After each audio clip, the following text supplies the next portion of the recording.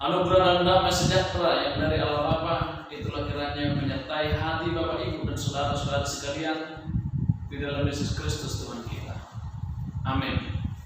Shalom Bapak Ibu dan saudara-saudara semua. Kita berjumpa lagi di video kali ini, yaitu khotbah untuk pertanyaan. Jadi semoga kita semua dalam keadaan sukacita, dalam keadaan sehat mendengarkan khotbah ini dan mengikuti acara pertanyaan malam ini. Firman Tuhan untuk kita semua pada malam ini tertulis di dalam kitab Bilangan 14 ayat 17 sampai 19. Begini firman Tuhan.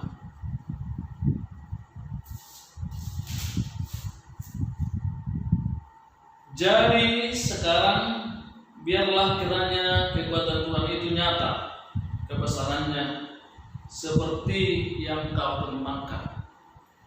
Tuhan itu berpanjangan sabar dan kasih setianya berlimpah-limpah. Ia mengampuni kesalahan dan pelanggaran, tetapi sekali-kali tidak membebaskan orang yang bersalah dari hukuman. Bahkan ia membalaskan kesalahan bapa kepada anaknya, kepada keturunan yang ketiga dan keempat. Ampunilah kiranya kesalahan bangsa ini sesuai dengan kebesaran kasih setiamu, seperti Engkau telah mengampuni bangsa ini mulai dari Mesir sampai kemari. Demikian firman Tuhan. Bapak Ibu saudara-saudara yang terkasih, mungkin kita sudah sering mendengar kalimat kalah sebelum bertanding. Jadi kalau dikatakan kalah sebelum bertanding, kalimat ini biasanya dipakai atau digunakan untuk orang-orang yang pesimis. Jadi orang-orang yang terlebih dahulu ketakutan, terlebih dahulu khawatir, belum lagi dilakukan sudah menyerah terlebih dahulu. Akhirnya tidak mendapatkan apa-apa. Jadi salah satu akibat dari kalah sebelum bertanding ini adalah kerugian besar. Kerugian besar artinya tidak mendapatkan apa-apa, atau bahkan minus total seperti itu. Kalau di bahasa Batak ini disebut dengan kata luangan. Luangan, nggak dapat apa-apa sama sekali. Harusnya kita bisa mendapat lebih, harusnya kita bisa mendapat banyak, tetapi karena sudah terlebih dahulu ketakutan, sudah terlebih dahulu pesimis, sudah menganggap bahwa dia tidak mampu, dia tidak akan bisa, akhirnya dia tidak melakukannya, dan kekhawatiran yang berlebihan akan menghancurkan kehidupan kita. Itu yang disebut dengan luangan. Bapak Ibu saudara-saudara yang terkasih, jadi kenapa saya membuka khotbah ini dengan kata menyerah sebelum bertanding atau kalah sebelum bertanding? Itu sesuai dengan ayat ini yang bermula dari kekhawatiran atau sikap pesimis orang Israel ketika Musa mengutus 12 orang pengintai ke tanah Kanaan. Jadi mereka semua pulang dengan rasa ketakutan, dengan rasa khawatir, kecuali Kaleb dan Joshua. Selebihnya mereka itu takut. Mereka menganggap bahwa kita tidak akan hidup di sana, kita akan mati di tanah Kanaan. Mereka ketakutan melihat orang-orang Kanaan, ketakutan melihat orang-orang atau bangsa-bangsa yang sudah terlebih dahulu menduduki tanah Kanaan. Ketakutan akan besarnya, ketakutan akan keramaian mereka atau kuantitas mereka. Jadi mereka tidak melihat apa yang indah di sana. Sebenarnya mereka mengatakan, kalau kita baca mulai dari ayat 1, mereka melapor kepada Musa, ya, bahwa memang di tanah Kanaan itu ada gandum, ada madu, di sana kehidupan makmur, tapi kita akan mati. Berbeda dengan Yosua dan Kaleb, mereka melihat kesejahteraan, mereka melihat kemakmuran di sana.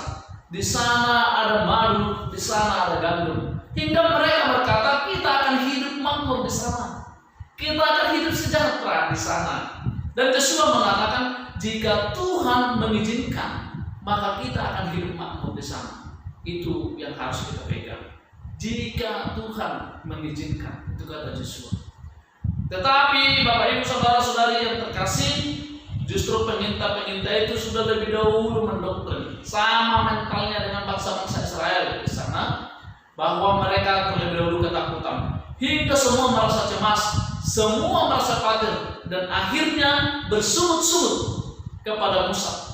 Mereka marah kepada Musa dan mengatakan bahwa kenapa engkau membawa kami ke sini? Kalau hanya ingin membunuh kami, lebih baik kami hidup di Mesir. Kami bisa menikmati makan dan minum, dan kematian kami layak. Sungut-sungut akhirnya menimbulkan dosa. Maka semua orang-orang di sana menjadi marah kepada Musa. Semua orang-orang menjadi menghakimi Musa. Mereka menghujat Tuhan juga. Hanya Yosua dan Kaleb yang berusaha meyakinkan mereka. Itu pun tidak lagi mereka dengar. Bapak Ibu Saudara saudara terkasih, dengan hal ini Tuhan menjadi marah. Dan Dia ingin menghajar, Dia ingin memusnahkan bangsa ini semua. Kita jelas bisa melihat bagaimana Tuhan betul-betul marah kepada umat ini. Sampai mengatakan, kalau kita baca secara keseluruhan pasal itu, Dia mengatakan umat ini harus dimusnahkan. Mereka sudah berulang-ulang melihat tanda mukjizat yang Tuhan telah lakukan, mulai keluar dari tanah Mesir sampai ke tempat yang sekarang, dan selalu juga tidak percaya. Mereka melupakan tanda mukjizat itu. Bahkan Tuhan mengatakan 10 kali mereka mencobai aku, 10 kali mereka tidak menganggap apa yang Tuhan berikan. Akhirnya Dia marah. Dalam hal seperti ini, dalam situasi seperti inilah Musa tampil. Dia sebagai pemimpin berdoa memohon belas kasih kepada Allah. Itu mulai ayat 17 sampai ayat 19 yang kita baca ini, itulah doa Musa. Memohon belas kasihan. Karena Musa tahu bahwa Tuhan adalah pemaaf, Tuhan pengasih, maka dia meminta belas kasihan. Sebenarnya Musa sudah sadar selayaknya bangsa itu akan habis dan akan musnah. Tapi dia memohon belas kasihan supaya Tuhan mengampuni umat ini. Dan akhirnya kita lihat di ayat-ayat berikutnya, mulai ayat 22 sampai 23, di sana Tuhan memang mau memberikan pengampunan, tapi Dia mengatakan kepada Musa bahwa dosa-dosa mereka, bahwa hasil dari kejahatan mereka, hasil dari sumut-sumut dan dosa itu harus dibayar mahal, yaitu tidak membiarkan orang-orang yang dibebaskan dari Mesir masuk ke tanah Kanaan. Semua akan mati kecuali Kaleb dan Yosua. Yang dua ini, kenapa mereka bisa masuk ke tanah Kanaan? Karena mereka tetap optimis. Mereka berpengharapan. Mereka memiliki iman. Mereka percaya bahwa ketika Tuhan mengizinkan mereka masuk ke tanah Kanaan, berarti di sana Tuhan menjamin kehidupan mereka yang makmur. Di sana Tuhan menjamin kehidupan mereka yang penuh damai dan sejahtera. Bapak Ibu saudara-saudari yang terkasih, ini menjadi perenungan bagi kita. Melalui ayat ini kita diingatkan supaya tetap berpengharapan, supaya kita tetap beriman di dalam hati kita, di dalam kehidupan kita.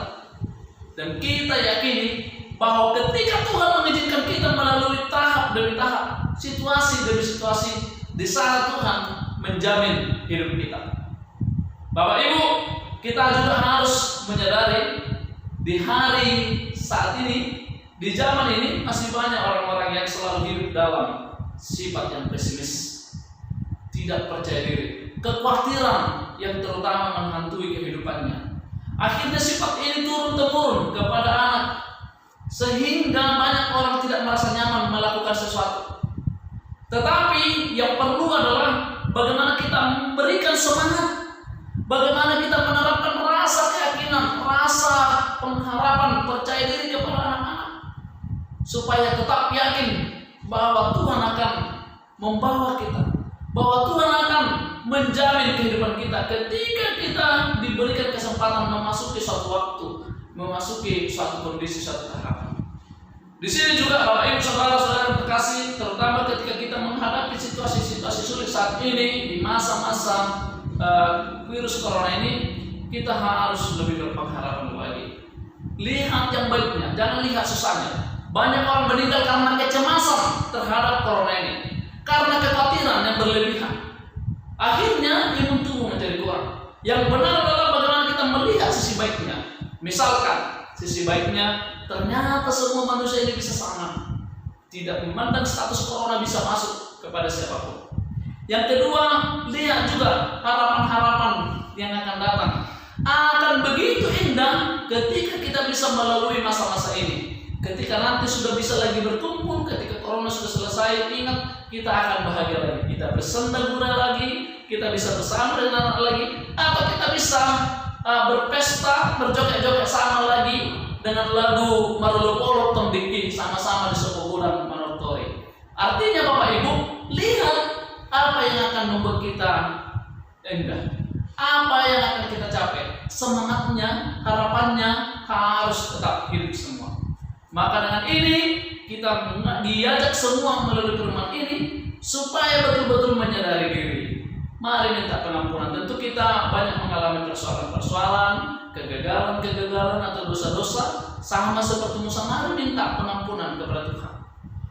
Orang Kristen itu, orang beriman itu bukan orang yang tidak pernah jatuh, tetapi dia mungkin adalah orang-orang yang pernah jatuh, bahkan sering jatuh, tapi dia selalu bangkit, terus bangkit untuk kehidupan yang normal. Karena dia yakin Tuhan akan selalu menjaga, Tuhan akan selalu mengangkat, Tuhan akan selalu membangkitkan kita semua.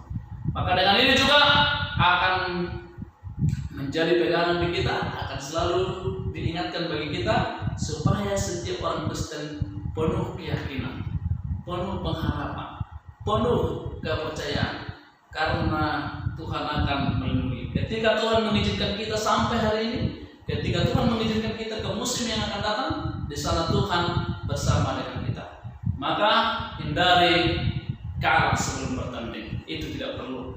Tapi kita harus tetap menjalani kehidupan ini, bertanding dengan baik, bertanding dengan harapan, bertanding dengan iman, maka semuanya akan mendapatkan sukacitanya, mendapatkan kemenangannya bersama Tuhan.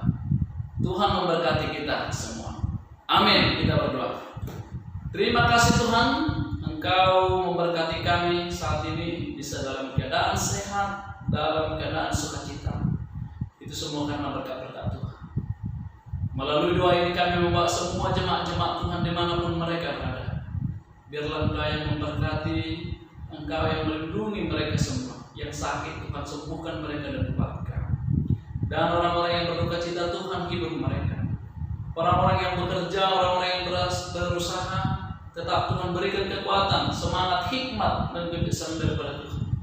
Biarlah semua umat Tuhan tetap berpengharapan, tetap Tuhan jaga semua. Di hari yang akan datang ya Tuhan, kami bisa memuji dan memuliakan nama Tuhan bersama. Dan kami akan berseru-seru, akan bersorak-sorak akan kebesaran-kebesaran Tuhan. Kiranya Tuhan tumbuhkan semangat baru, pengharapan-pengharapan baru, iman yang baru di dalam kehidupan kami semua. Agar tetap mempercayai Tuhan di dalam perjalanan hidup kami. Di dalam Yesus Kristus kami berdoa dan mengucap syukur. Amin.